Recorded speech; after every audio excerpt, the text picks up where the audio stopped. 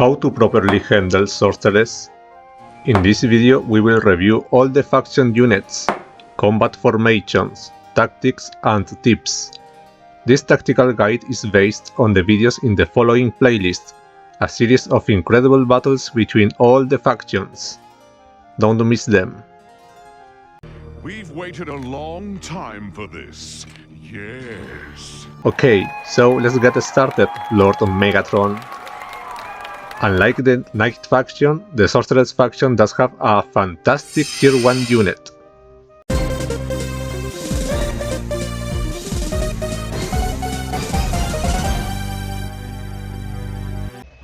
It has above average attack and defense and decent speed, but its main strength is its ability to not take retaliation and fly.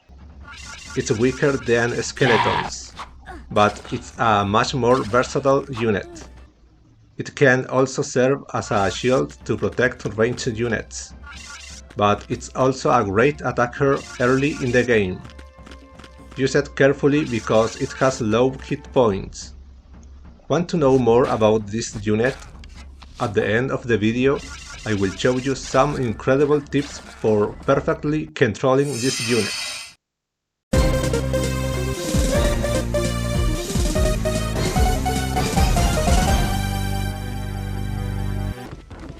This unit isn't one of my favorites, and I usually use it primarily for defending the castle from enemy siege.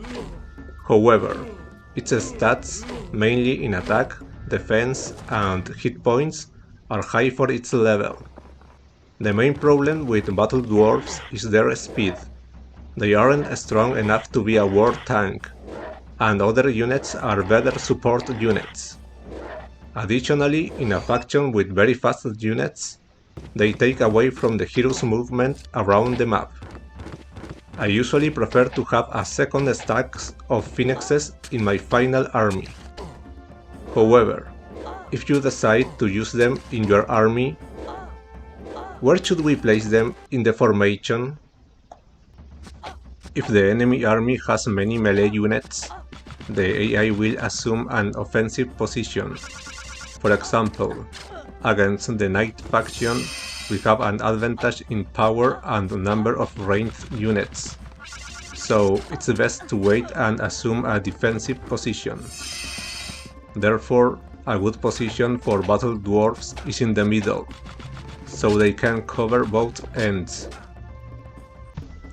Against an enemy army with many flying units like warlocks, I also think it's best to place the battle dwarves in the middle, because any of the units, the black dragons, gargoyles and griffins attack, the battle dwarves will be within attack range. However, placing the battle dwarf in a corner could prevent us from attacking in the first round. Finally, against enemies with stronger ranged units, like wizards, they will take a defensive stance while we take an offensive stance. I think it's best to position the battle dwarves in front of any of those ranged units, so they can block them in the second round.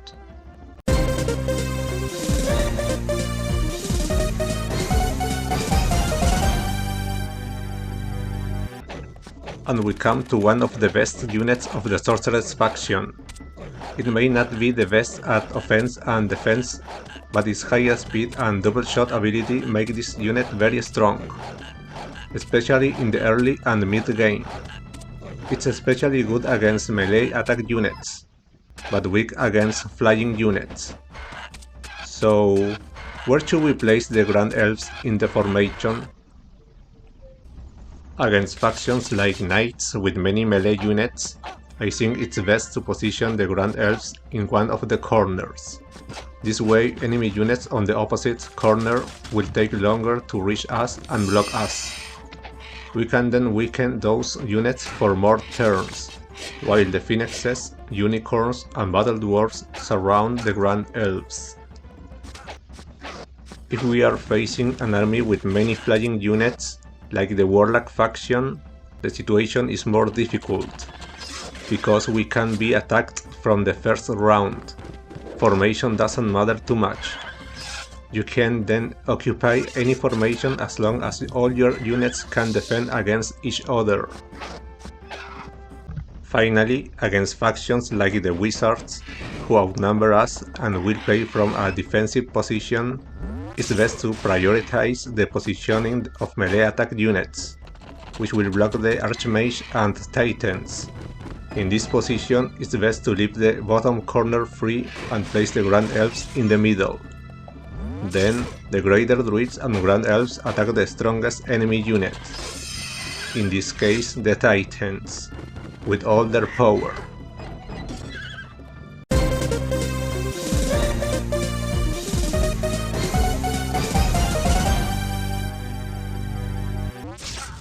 Another of the best units of this faction, and perhaps one of the best in the game.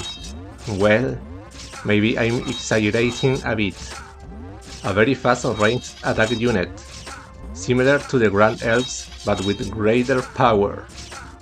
Sent to this powerful unit and the Grand Elves, the Sorceress faction can quickly gain an advantage by acquiring resources on the map, often without losing troops.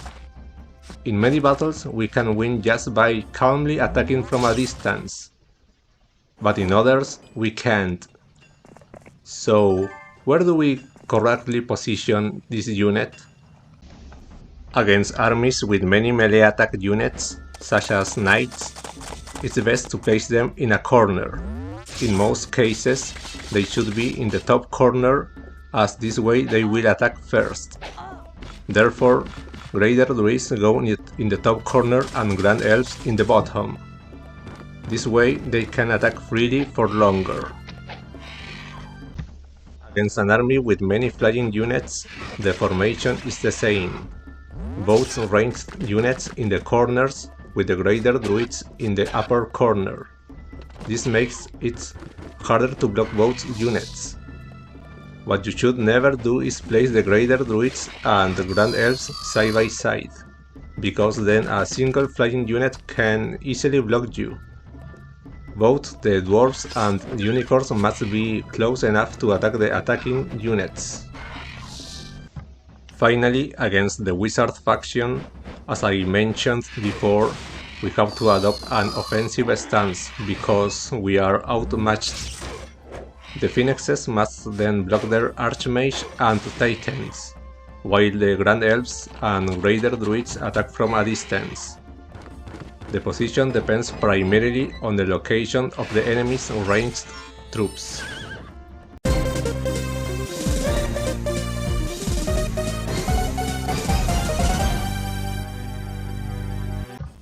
In my opinion, this is a somewhat underrated unit.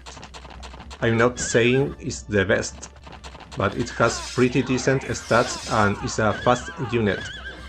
It occupies 2 hexes, which is perfect for covering any ranged units. It also has the ability to blind, which if triggered gives us a significant advantage in winning many battles. It's a decent war tank, and best of all, it's fairly cheap compared to other units of the same tier. So, where do we put this powerful unit? Against the Warlock faction, with its powerful flying units, we can't place Unicorns next to ranged units because of the Black Dragon's breath attacks. It's best to attack the enemy unit that has lost its retaliation with the Phoenixes, usually the Black Dragons. Gargoyles, within range, are also a good target. Finally, against the powerful ranged units of the Wizard faction, just like with the Battle Dwarves, the positioning of the Unicorns will depend on the position of the Archmage and Titans. Therefore, we need to position them in front of one of those 2 units, in order to go to the Phoenix's aid as quickly as possible. The key here is to give the Greater Druids and Grand Elves time to deal significant damage from a distance. And now, we move on to one of the best units in the entire game.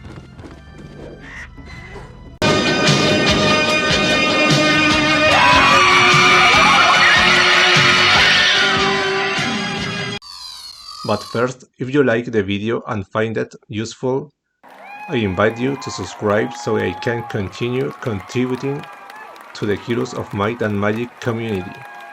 Thank you very much. As I said before, the Phoenix is one of the best units in the game. It has good attack, defense and damage stats, enough to defeat other level 6 units. Obviously, it can't compete on equal terms with Black Dragons and Titans. However, Phoenixes like Black Dragons and Cyclops have the powerful ability to attack two adjacent hexes, making them an even more powerful unit. Their main strength, however, is that they are the fastest unit in the entire game, along with champions, of course. Phoenixes, however, can fly and traverse the entire battlefield. These abilities make this unit very versatile. It can be used for attacking, defending, and in many of the tips we will cover at the end of the video. So, where should you place this unit in your formation? Against the Knight faction with multiple ranged units, my usual formation is Raider Druids in the top corner, Grand Elves in the bottom corner, and Battle Dwarves in the middle, Unicorns above the Grand Elves, and Phoenixes below the Greater Druids. This way I protect the Grand Elves with Unicorns and Battle Dwarves, and the Greater Druids with Phoenixes. I usually protect the Grand Elves more because they are weaker, but if you prefer to protect the Greater Druids, rotate the Phoenixes and Unicorns. Against the Warlock faction, with its large number of flying units, I think the formation is the same. The only difference is that with the Phoenix, it's usually better to take an offensive position and attack. Often, I use the Black Dragons to damage another unit of their own faction. This also makes the Minotaur Kings and Hydras focus on the Phoenixes and not approach my ranged units. Either way, with equal troop counts, I think it's almost impossible to win this battle. The Warlock faction can quickly block the Greater Druids and Grand Elves, which takes a lot of power away from the Sorceress faction. Now that we've seen the main strengths of each Sorceress faction unit and some possible formations, let's look at the strategy I usually use, which I call Brave Bird.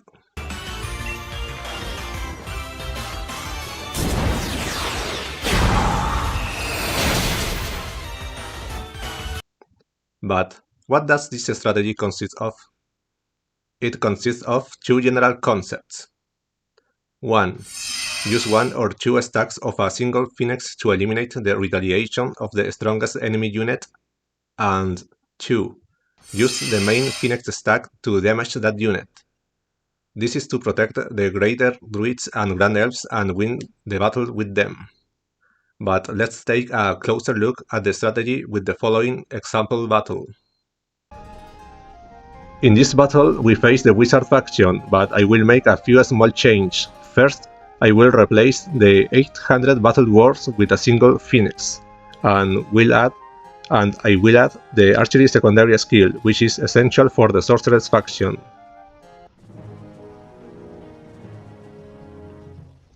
First, with a single Phoenix stack, I take away the retaliation from the Titans. Now, with the main Phoenix stack, I attack the Titans in this position, so the boars can't attack them.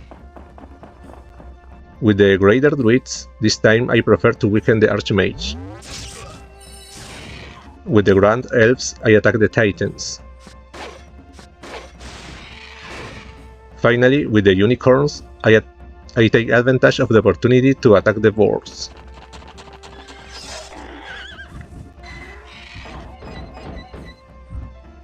In the second round, we have several options with the Phoenixes, but I think the best approach is to attack the Steel Golems and Archmage.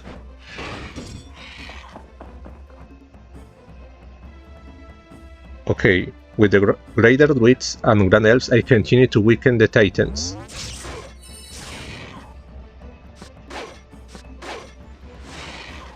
And with the unicorns, I attack the steel golems, who lost their retaliation. Again, there are several options here, but I prefer to end with the archmage. The Phoenix's 2-hex attack is definitely amazing in many battles, especially when the AI gathers its troops.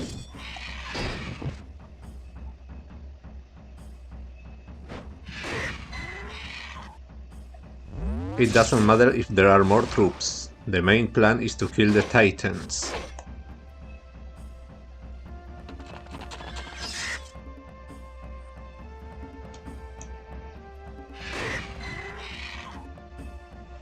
It's not a bad idea to protect the titans, but maybe it was a better idea if the AI used the rocks to block the druids or elves.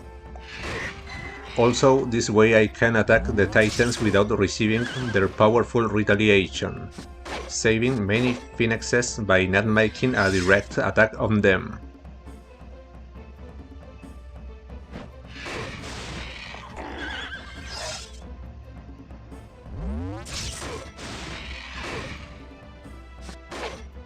Did you think it was possible to beat the wizards? I'll read you in the comments.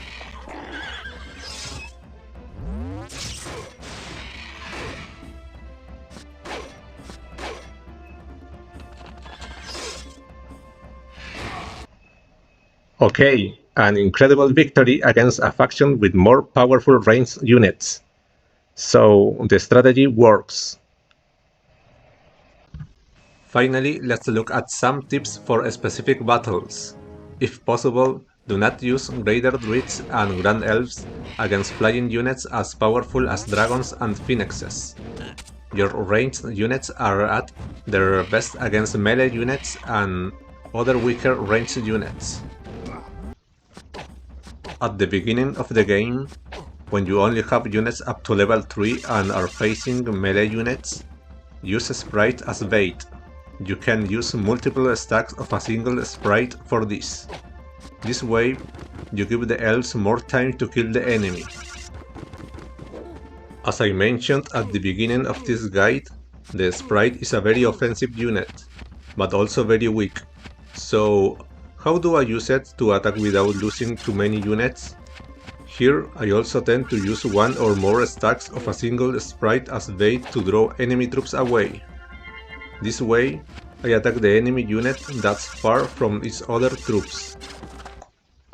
Battle dwarves like unicorns are support units, so they must be well positioned to defend Grand Elves or Raider Druids, especially against flying units. In the following example, the unicorns and battle dwarves are poorly positioned and cannot protect the Grand Elves. The opposite is true in this example, where both units can protect the Grand Elves. Phoenixes are incredible units for attacking and protecting.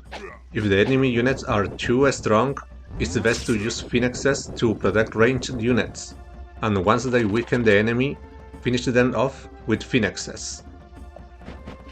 As with sprites, a stack of just one Phoenix unit can be used as bait to attract enemy melee units, giving Raider Druids and Grand Elves more time to win the battle without losing troops. Another use for Phoenixes is simply to block enemy ranged units. As it is the fastest unit in the game, it can perform this task perfectly. In conclusion, the Sorceress faction may not be the strongest, but with a good strategy and the abilities of some of its units, it can compete against the strongest factions under certain conditions. Well, if you enjoyed the video, leave a like and subscribe. See you in the next video. Goodbye.